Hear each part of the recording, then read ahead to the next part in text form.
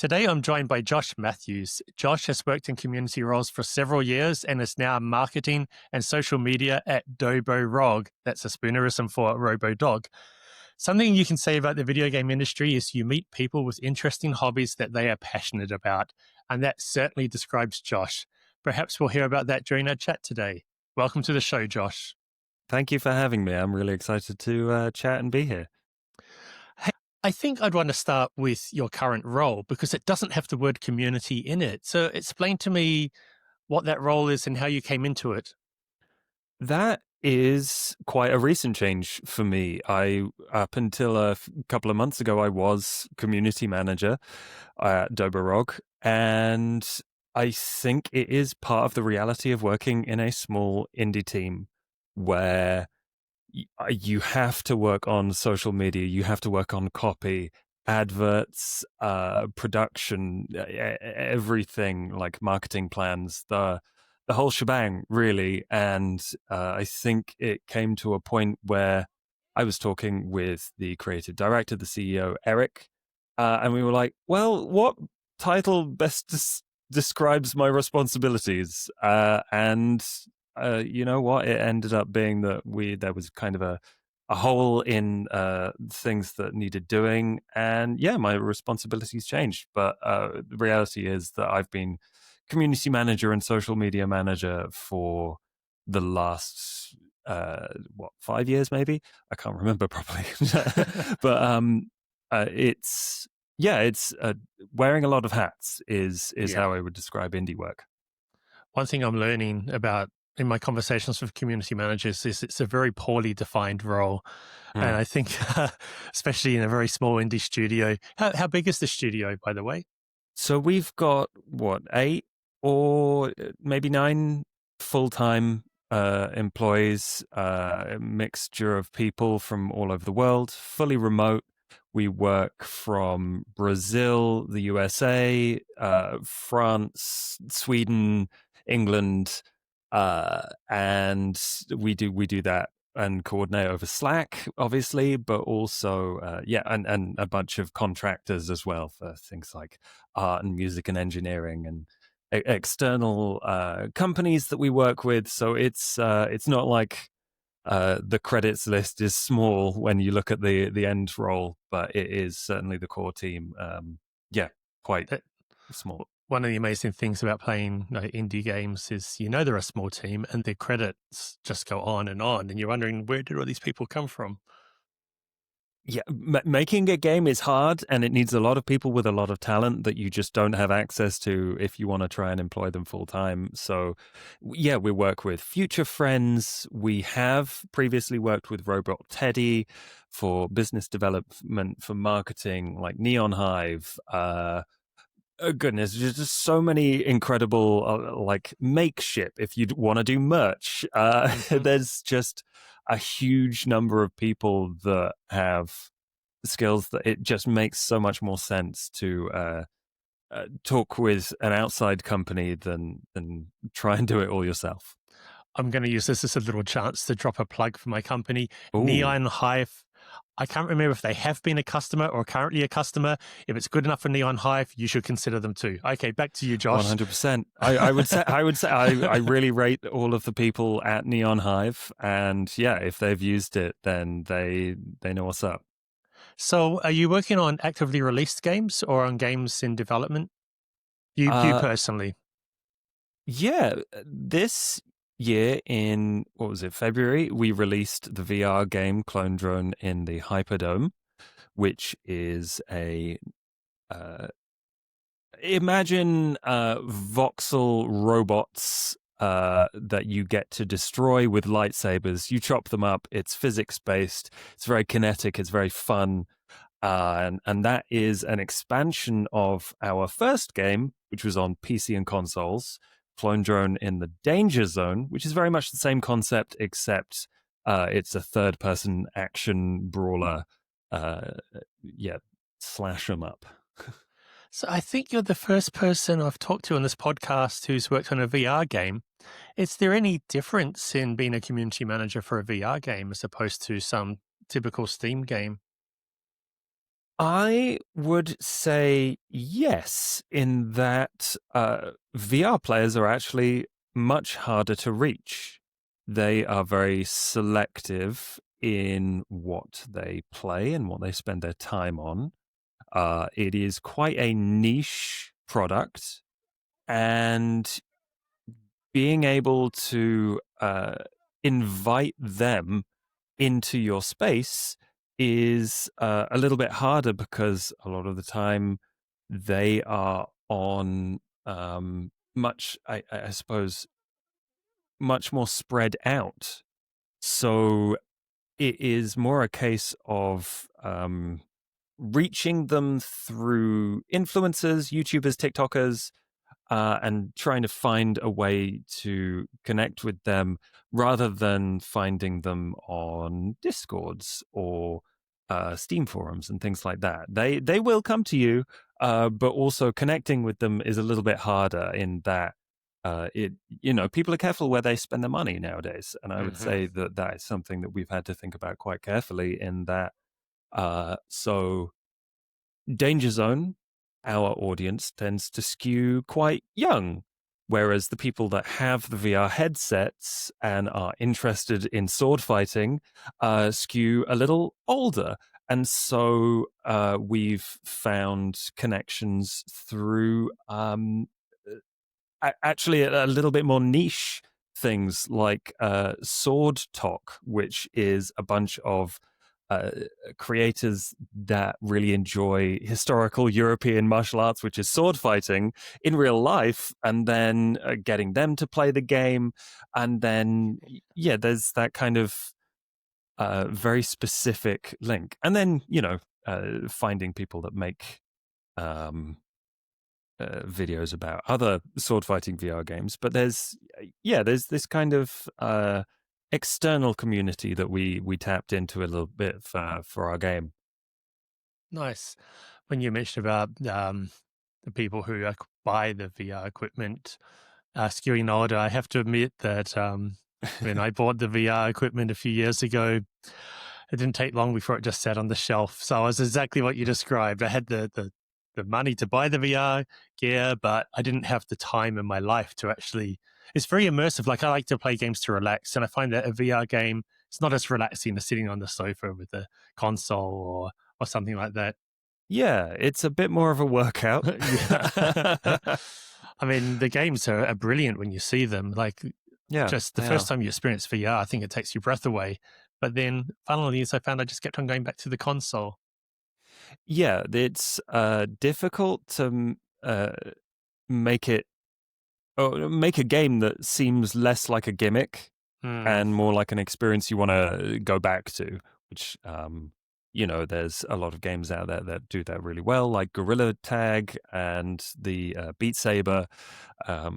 Just things that you are excited to go play, and then they give you a very solid uh, just a solid experience that kind of sticks in your mind. Let's go back to the beginning of Yes. you and your path into community management. Where did it start? How did you get into community management? It was I'm not exactly sure how common it is, but I feel like a lot of community managers start out as people who enjoy making things, whether that's on a social media platform, one or the other, or moderating. But I started out as a YouTuber. I focused on making reviews of indie games that no one had heard of. Like just imagine back in the day when no one had heard of Minecraft, no one had heard of Project Zomboid, or uh, what's the spaceship one where you make a spaceship? I was making videos of Kerbal Kerbal Space Space Program. Program, exactly. I was making videos of all of those things before anyone had heard of them, and that's my little brag there, because I think that is like a bit of a niche, a bit of a skill, a spark that I started with, where I was like really, really excited to make videos about these things just because I enjoyed them. I wanted to share that. And that is, I think, quite important in a community manager.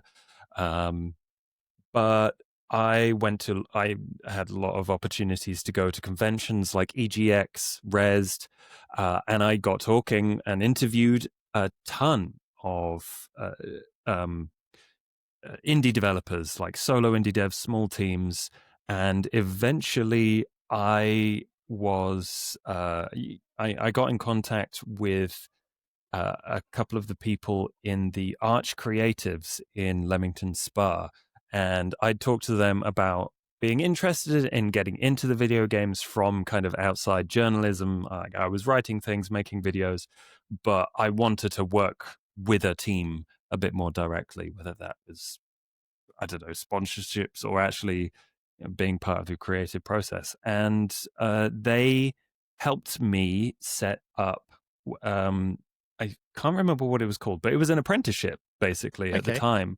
And I worked in Leamington Spa with 3 indie teams, making tiny, tiny games through this government program to make things cheaper for them, but also to kind of give me a head start and a bit of mentorship along the way. And that lasted for, I think, a year and a half. And I was, they taught me all sorts of things. They gave me opportunities to make trailers. The first trailer I ever made was for a game I released with the Arch Creatives, called Calvino Noir, which was a side-on story noir detective game. And then I also got the opportunity to work in mobile games as well, with Lumo's Cat, which I don't think works anymore. Calvino Noir does, Lumo's Cat doesn't, because it's like several iPhone iterations ago. Uh-huh.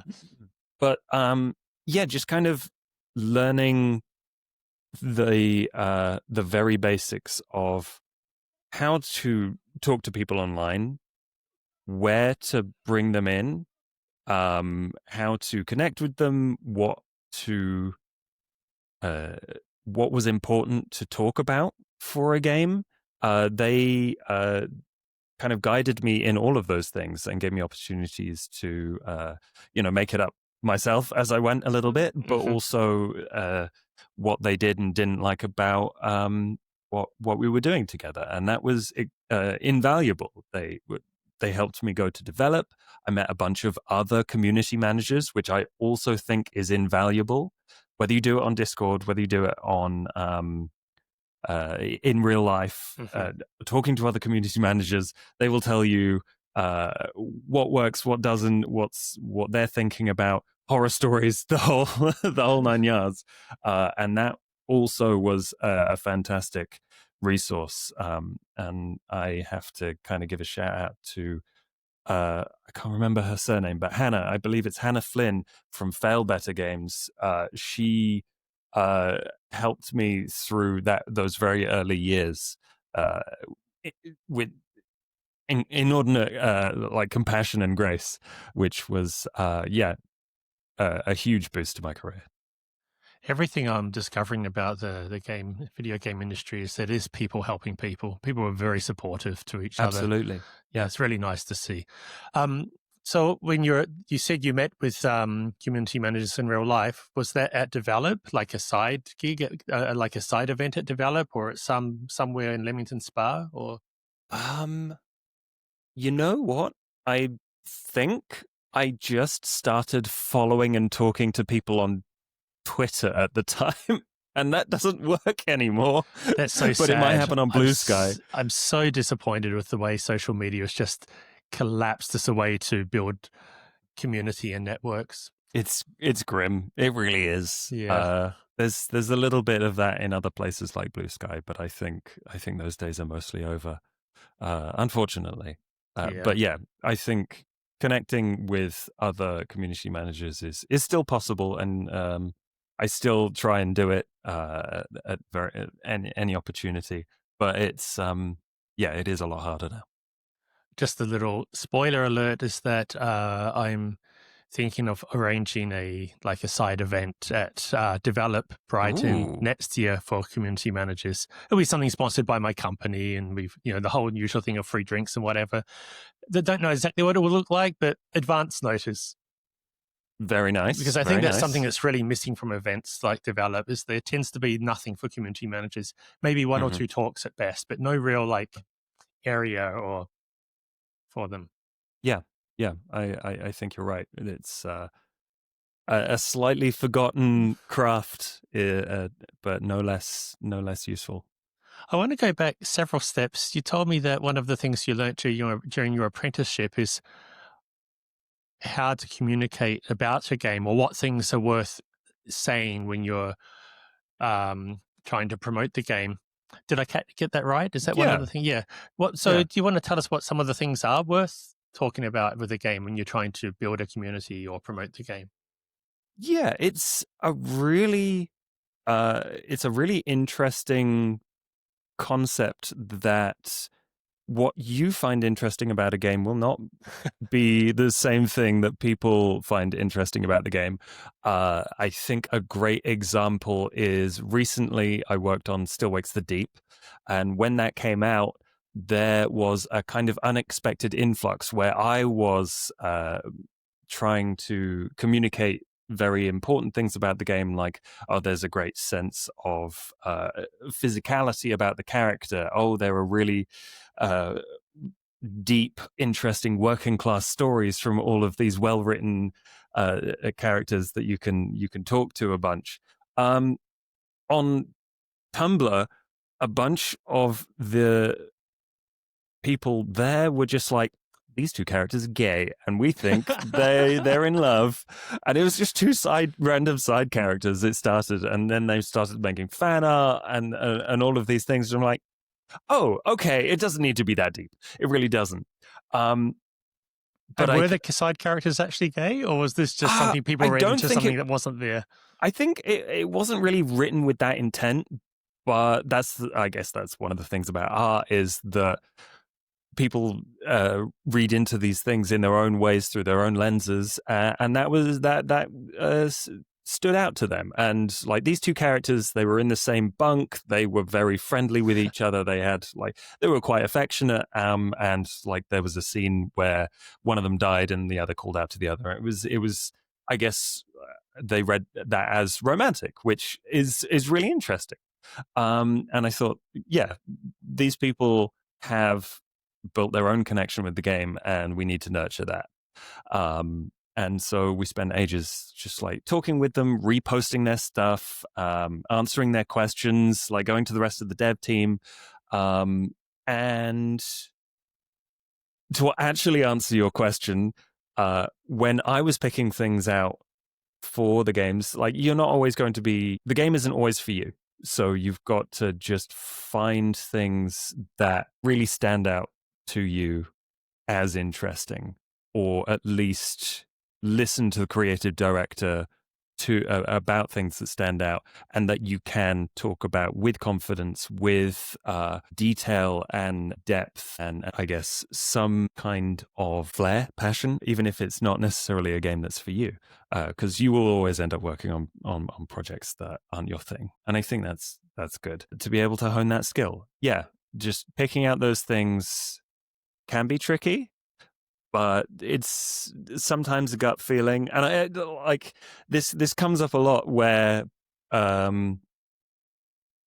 lot of the things that community managers do are measured on KPIs, like number of views or number of comments or sentiment. And because a lot of what we do exists in a very social sphere, it's not always clear cut. And we can write like reports that are pages and pages long about how people feel, why people feel that way, and what we should do about it, which is probably some of the best ways that we can communicate that to the rest of the team. But I really feel like solid numbers do not always tell the story, and one of the skills that is important to a community manager is their gut. And so being able to act on that and being able to communicate what that feeling is that you're getting is also quite important. And through do you have an example of when you've used your gut to make a decision or choose a direction to move? None that aren't under NDA. Good answer. Good answer. On this topic of what you want to draw attention to is not something that resonates with the players. I was just chatting with my friend this morning who composes music for video games, and they've just released a new build of a game under development that's with like playtesters or beta players or something. And he was complaining that this latest build had fixed up some problems with the music or the sound effects or how they work together, and nobody noticed and nobody commented on it. And it's all he could notice in the game, and nobody else seems to care.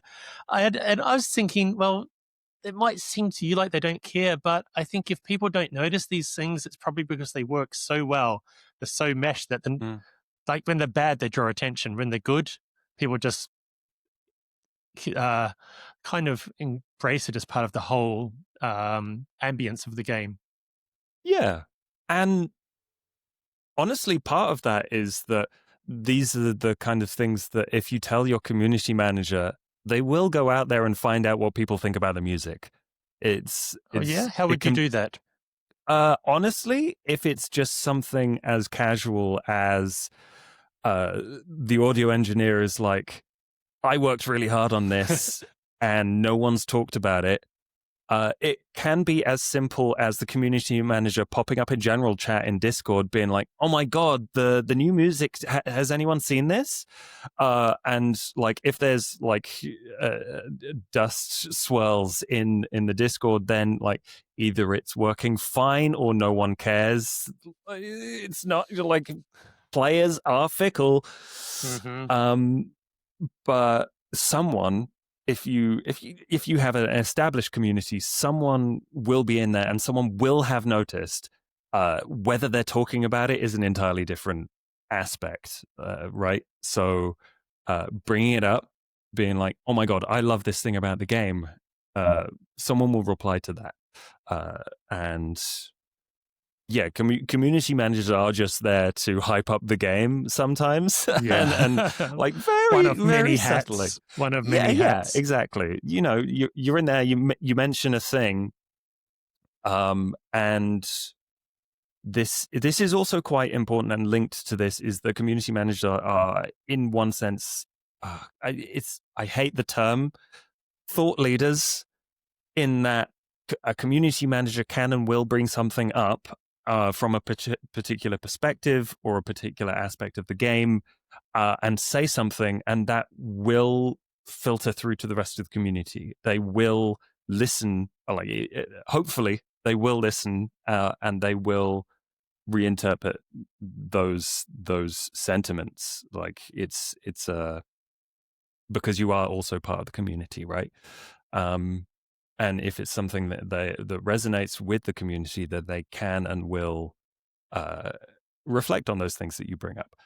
Music, you can get feedback very easily. Like there's so many different ways to get feedback. Like you can just slip into the Discord and be like, "What do you think of this?" Because yeah, the players like to feel listened to. Players like to feel listened to. That could be a good title for this episode. I want to ask you more about Discord. Now, listeners, I do brief guests in advance of what questions I'm going to ask. So I have to make a disclaimer here. I haven't warned Josh about this at all, but Discord, as a tool for community managers, what do you find the good points and the bad points of it? Let's see how good you are at speaking without a chance to prepare. Well, Discord, I should say, for the Dobrog Discord, that is not my domain. That is the domain of my incredibly talented co-community manager, Carissa Verdella. She works with the international community. She works specifically with our Discord and our support. And she, everything Dobrog Discord is her success. That being said, I have worked with other Discords, my own YouTube Discord, my own podcast Discord. I work with all sorts of them. And the great things about Discord are that it is extremely versatile and you can funnel people into the kinds of conversations, the kind of content that you want on there. So if you want people to list bugs, you make a forum channel. if you want people to turn up to events, you create a voice and video event channel. If you want just general chatter, you make memes channels, you make text and pictures and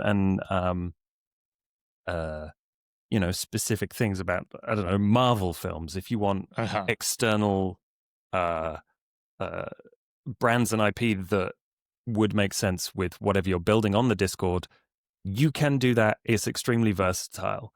The bad thing about Discord is that its moderation functions are pretty all or nothing. People have to bring in bots, and even the paid bots aren't particularly good. I'm just going to say they're not particularly good. I don't like most of them. They do the most important things. You can ban, you can time out, you can set timers, you can send anonymous messages through these bots without like revealing the moderator that is taking the action that's needed. But ultimately, it's not that flexible. And there are a lot of problems with people getting their accounts hacked. There are a lot of problems with general gamer culture, shall we say, yeah. which tends I to think skew we all far know right. what you're talking about. Yeah. Unfortunately, some of it skews far right, and that can end up in your Discord very easily. So you have to be so vigilant. Far and right, but it's also hard. it can, I think, skew juvenile, right? Adolescent. Yes. But the things that some people haven't yet learnt, you just can't say these things with. You mean them in jokes or not. They're just not right to say. Yeah, it's like you'd say these things with your friends, but you can't say these things in a public forum. Yeah.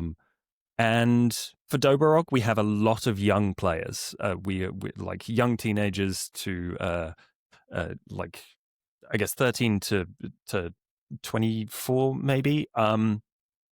And we have to kind of figure out how old these people are to figure out how lenient we're supposed to be when we're moderating, because we can learn them, we can teach them these things, and a lot of the time they will listen because they don't know better, and they do need to learn the etiquette of wherever they're joining, and maybe they would make these kind of mistakes in a consequence-free space with their friends, with their family.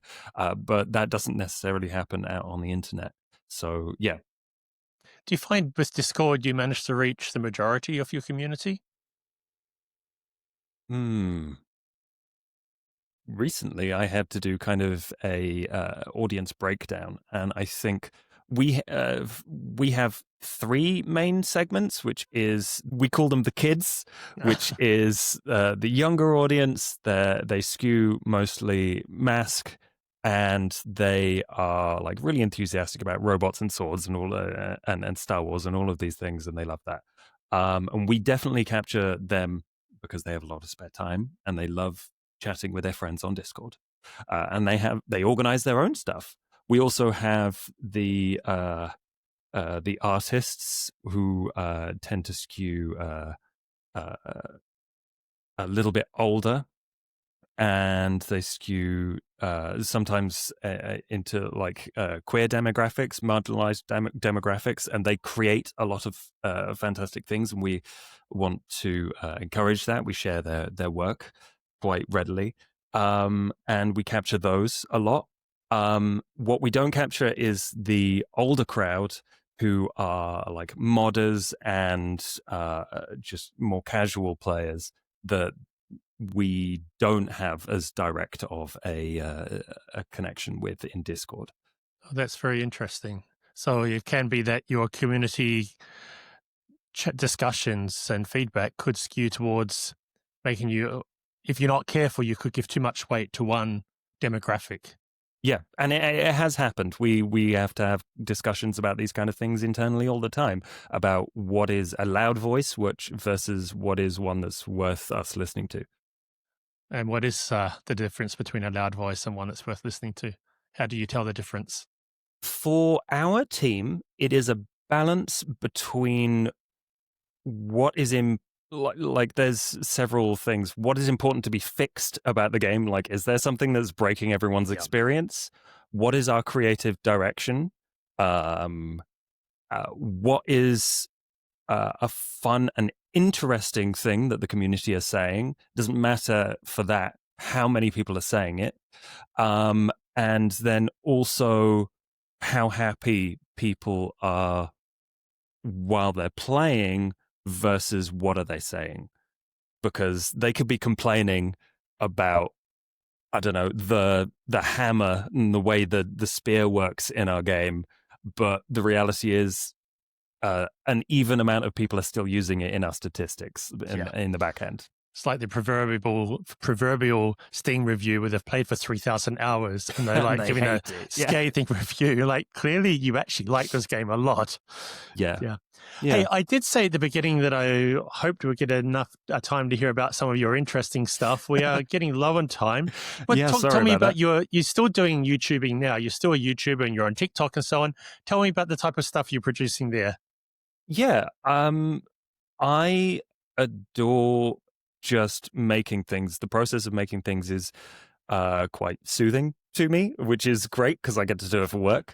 And I also have a bunch of stories and games that I am personally passionate about and I love making things for. So I make a bunch of Warhammer and Vampire the Masquerade videos, and this is kind of a hobby, I would say. It's a personal brand, which makes me very easy to find on the internet, and it also helps my career in that if someone sees my Instagram or my YouTube channel, they're like, "Oh, this guy has the skills that we need." Yeah. But the reality is, for me, it's a hobby that I do as and when I can, in between other things that are probably more important.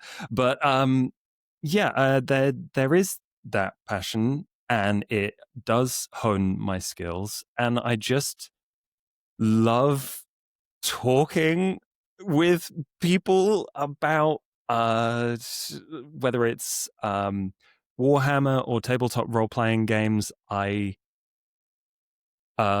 show my passion by putting those things on the internet, and maybe it's the autism that I have, but it's just having an outlet for that is really it's brought me an inordinate amount of friends and opportunity. I do feel quite privileged to have the spare time to be able to make these things, whether it's cosplay for a vampire character from Bloodlines 2, or whether it is the spare time to like edit and animate a tabletop role-playing game about Warhammer or whatever. It's a creative outlet, and there's a lot of overlap in my work, but it certainly feels like my own thing, and having that is a constant joy in my life. Fantastic. Over breakfast this morning, I told my young daughter that I was going to be chatting with a vampire today. And I showed her one of your YouTube videos, and she's learned to roll her eyes at most things I say. But it was fun showing her that. They show how the passion of some of the people I get to talk to in this podcast. We have one last very important question. What game, Josh? What game have you been playing lately? Recently, I have been playing a couple of different games. I've just hopped onto Battlefield 6 with a bunch of friends, and I haven't played a Battlefield game since Battlefield 2142 back in, 2012 or something. And it feels just like that. It's amazing just to turn on the positional audio and hear my friends screaming da, da, da, da, da, da, in the distance, and we'll get it into a group, and that's amazing. I'm trying to finish Expedition 33. Okay. Which is how far are you through that? I am into Chapter 3 now, or Act 3. So I've gotten all the twisty bits out of the way, and now I'm waiting for the apparently heart-wrenching conclusion. So that's is everything as good about it as they say? Uh, I have my criticisms, but as a whole, it's just an incredible experience. It's so much fun. The story is amazing. The gameplay just exactly what I wanted out of a JRPG. As a fan of uh, Paper Mario, uh, yeah, it's everything I love. And I love to get, like, as I said, I love to give shout outs to tiny indie games. So I've also been really loving Easy Delivery Co., Easy which, Delivery Co. yeah, That if you sounds completely cozy and indie with just that name alone. exactly, then that is the vibe. It's you're a little Animal Crossing-esque character, and you drive one of those Japanese delivery trucks with the flatbed back and then like the Hmm. squished front, and it's like lo-fi um, music and PS1 graphics, and you just bomb it round this snowy mountain village, delivering like plant pots and boxes. And you watch them fall out the back of your van, and yeah, it's fantastic fun. I really love it. I shall check it out. What I really like about games like this, assuming that what I imagine in my head is what you're describing, is it's the type of game I feel I could code, I could create if I really had to. These games that you kind of feel like they're achievable if by you and your friends. Whereas one of the big triple A or double A games, you look at that, and it's a work of thousands. Yeah, yeah. There's people's fingerprints are easy to see in that kind of game. Yeah, Yeah. I like that expression. Hmm. Okay, Josh, that's all we have time for today. Thank you. Thanks again for being on the show. No, it was great fun. I really enjoyed talking. So thank you. And where can listeners get in touch if they'd like to know more about what we've discussed today? Oh yeah. So for professional community managers, you can message me through LinkedIn, and I'm more than happy to help people out with questions. If you're just starting out, if you are looking to get into the career, like community manager or marketing, Joshua Mathews on LinkedIn. Hmm. If you want to follow me doing things like role play or vampires, then you can find me at Josh McGursh on TikTok, Josh FTL on Instagram, or Strange Adventures on YouTube, because what is consistent branding? Sometimes it's hard to do, and sometimes it's just why bother? Look, I'll have links to all of those in the show notes, and also to these VR games you mentioned. I will also have in the show notes. In fact, we try to add links to every single game mentioned in every single episode, because isn't that what we're about? This is about Yeah. games, right? Yeah. Yeah. All right. Thanks again, Josh. Bye. Bye. Bye, everyone.